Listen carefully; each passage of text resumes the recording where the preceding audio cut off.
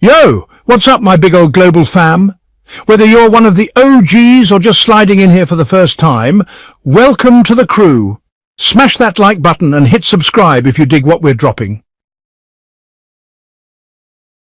America's secret plan to wipe out Iran. Something real serious is about to go down in Iran, and if the Iranian regime has even a shred of awareness, they and their buddies in Yemen should be freaking out right now. The US is stacking up a massive military force in the Middle East at this exact moment. And it's not random. The target, Iran. We're talking aircraft carriers, US bombers, and a ton of other heavy-duty gear on the move. If Iran's not careful, this might just be the beginning of the end for their regime. So what's actually happening? Let's start with the aircraft carriers. Right now, the USS Harry S. Truman is out in the Red Sea, causing chaos and basically acting as a launch pad for a wave of American airstrikes hitting targets in Yemen. These targets? They're tied to Iran. The Houthis, who've always been seen as one of Iran's armed puppets. But now, they're getting hammered so bad they might literally fall apart right in front of us. And yeah, it's not surprising. The Harry S. Truman is an absolute beast. It's the 8th of 10 carriers in the US Nimitz class, fully loaded for large-scale, coordinated attacks. It cost $4.5 billion to build and has been in action since 1998, fighting in some of the biggest global conflicts, especially post 9/11. The thing is massive, 1,092 feet long, 252 feet wide, and can displace up to 116,400 tons of water. Just to give you some perspective, the entire Iranian Navy displaces around 223,000 tons. That means this one ship is nearly half the size of Iran's whole navy. So yeah, Iran's little frigates and corvettes don't really stand a chance if they go head-to-head with the Truman and the destroyers it rolls with. And get this, the Truman's rocking a 260,000 horsepower engine and can hit speeds of 30 knots, which is crazy fast for something that big. It's got nearly 5,600 US personnel on board, including almost 2,500 involved with its air wing. Here's where it gets wild. The carrier can haul up to 90 aircraft, including EA-18G Growlers, F/A-18F Super Hornets, helicopters for anti-sub and anti-ship ops, fighter bombers and rescue aircraft. And if that wasn't enough, it's got 2 types of medium-range missiles and a pair of CIWs, close-in weapon systems, to knock down any air threats. This thing is a freaking war machine. Since March 15th, Iran, or more specifically the Houthis, have been feeling the heat. That's when President Trump ordered the first wave of daily US airstrikes on major Houthi positions in Yemen. And yeah, those strikes have been non-stop. Satellite images published by Newsweek on March 20th showed the Truman about 770 kilometers off the coast of Yemen, perfectly positioned as a launch platform for the daily strikes. By March 27th, those attacks had killed at least 61 people, according to the Houthis. The actual death toll is probably higher. The Houthis haven't confirmed if any of their top leaders got taken out, but they're making a big deal about the damage these bombings are doing to residential areas. Meanwhile, the US has a totally different story. They claim they took out one of the Houthis' top missile experts on March 31st and suggest more of the group's leadership was wiped out before and after that strike. This marks a serious shift in how the US is dealing with the Houthis. On March 16th, US National Security Advisor Mike Waltz told ABC News that this time, it's not just tit-for-tat attacks that don't go anywhere. He praised Trump's strikes, saying they effectively wiped out a bunch of key Houthi leaders and took a jab at how things were handled under Biden. In Waltz's words, this was a full-on, no-holds-barred response. And it hit where it hurt. And for Iran, that's really bad news. They've been relying on these groups to project their power in Yemen and the Red Sea, as we'll get into later. But over the past few days, it's clear things are getting worse for their proxies, and this is all just the beginning. The Red Sea's already a powder keg. Now imagine 2 US aircraft carriers locked and loaded. You won't have to imagine for long, because the US just sent in another big boy. The USS Vinson is on its way to back up the USS Harry S. Truman. On April 2nd, Newsweek reported that satellite images showed the Vinson cruising through Philippine waters, headed straight for the Middle East. That's huge news, because this carrier was previously posted out in the Pacific acting as a check on China. So yeah, America's basically doubling down on its air and sea power in the Red Sea. And since the Vinson is a Nimitz-class carrier, just like the Truman, that means it's packing the same kind of punch, including a boatload of aircraft.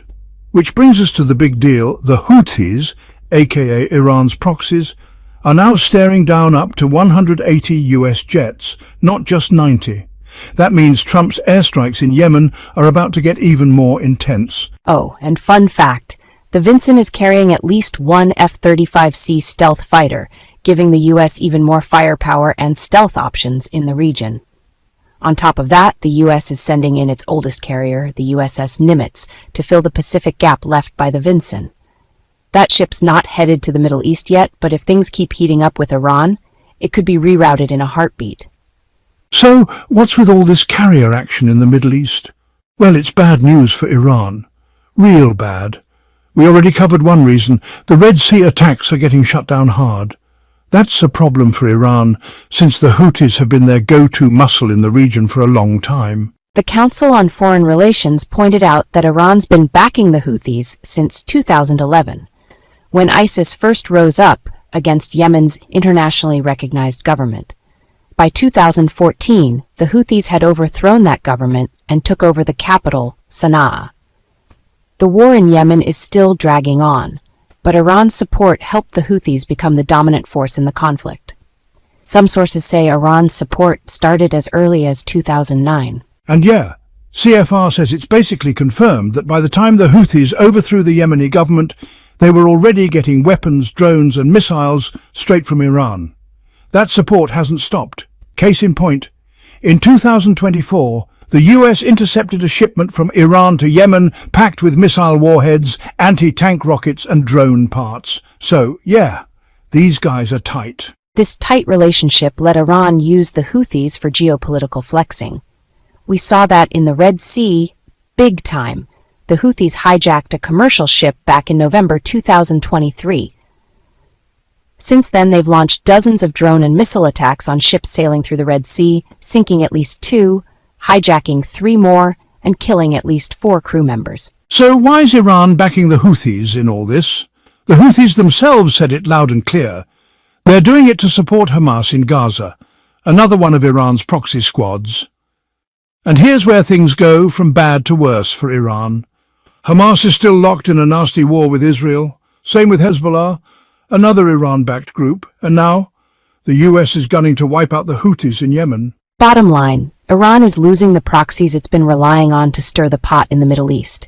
And with these groups falling apart, Iran's grip on the region is slipping fast. No more shadow warfare, no more plausible deniability. If Iran wants to hit its enemies, it might have to do it directly. And that's a nightmare scenario. Because a direct attack on Israel or the US would give both countries the green light to turn Iran into a parking lot. And Iran knows it can't handle a full-scale US strike. Think US airstrikes on the Houthis are no big deal. Think again. On April 3rd, the Telegraph reported that a senior Iranian official admitted Iran had already started pulling back its support for the Houthis. Iran's getting boxed in. And it's looking ugly. Let's be real. As long as the US has aircraft carriers patrolling the Red Sea and bases like Diego Garcia locked and loaded, Iran's not in any position to do squat. They've got zero chance of standing up to a B-2 bomber threat. Now throw in the USS Harry S. Truman and the USS Vinson, and what you've got is a country watching its regional power fall apart while Uncle Sam surrounds it with straight-up firepower. When we say something bad's about to go down for Iran, we're not kidding. Iran straight-up refused to cut a new nuclear deal with the US, and that move triggered a massive military buildup across the Middle East, and the timing couldn't be worse. Iran's watching its proxy boys in Yemen get wrecked by US airstrikes. And in Gaza, yeah, nothing they can do there either. Back in late March, Iran even launched a full-on ground op in Gaza, trying to wipe out what's left of Hamas. after Israel already laid down a massive beatdown on the group in October 2024, a year after Hamas kicked off the war with its brutal terror attack on Israel. Now, Trump's got Israel's back. Hard. According to White House Press Secretary Caroline Leavitt, the president made it crystal clear, if Hamas doesn't release all the hostages, it's gonna face serious consequences. Leavitt also reminded everyone that this whole mess is 100% on Hamas for kicking things off on October 7th. And Trump? He's all in on supporting Israel's fight in Gaza. Translation, more bad news for Iran. Yemen's already under massive pressure from US forces in the Red Sea and Diego Garcia, and now the US is going all in on crushing Iran's proxies. If Iran tries to pull the same stunt it did in 2024, launching a bunch of missile strikes to back up Hamas, it's just going to piss off the US even more and fast-track more retaliation. So, what's Iran working with right now? Not much. They're pretty much surrounded by US firepower. And truth be told, they've got no real way to defend themselves. They can't keep up sustained attacks on Diego Garcia or those 2 aircraft carriers in the Red Sea. The US outguns them at sea, in the air, and in missile defense. Their only hope? That their air defense systems, like the Russian S-300S, can hold the line. But let's be honest, those didn't exactly shine in the Ukraine war. They might block a few missiles, but there's no way they can stop a full-scale bombing campaign.